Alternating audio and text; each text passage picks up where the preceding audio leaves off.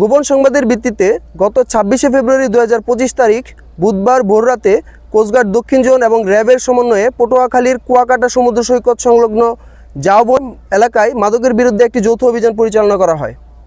অভিযানে উক্ত এলাকায় সন্দেহজনক কয়েকটি বস্তা তল্লাশি করে আনুমানিক 9 কোটি টাকার 3 লক্ষ পিস ইয়াবা জব্দ করা হয়।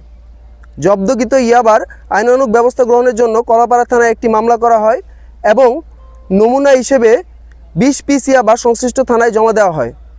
পরবর্তীতে চিফ জুডিশিয়াল ম্যাজিস্ট্রেট পটুয়াখালী স্মারক নং 2841/5 তারিখ 10 এপ্রিল 2025 মোতাবেক কোস্টগার্ড দক্ষিণ জোনে রক্ষিত 2,99,980 পিস ইয়াবা ধ্বংসের নির্দেশনা প্রদান করা হয়। প্রাপ্ত নির্দেশনা মোতাবেক অদ্য 17 এপ্রিল 2025 তারিখ সকাল 10টায় বাংলাদেশ কোস্টগার্ড বেস ভোলায় নির্বাহী ম্যাজিস্ট্রেট ভোলা এবং সহকারী পরিচালক মাদকদ্রব্য নিয়ন্ত্রণ অধিদপ্তর ভোলা এর উপস্থিতিতে 2,99,980 পিস ইয়াবা ধ্বংস করা হয়। উক্ত কর্মকাণ্ডে অভিযানে অংশগ্রহণকারী র্যাব সদস্যবৃন্দ অংশগ্রহণ করেন।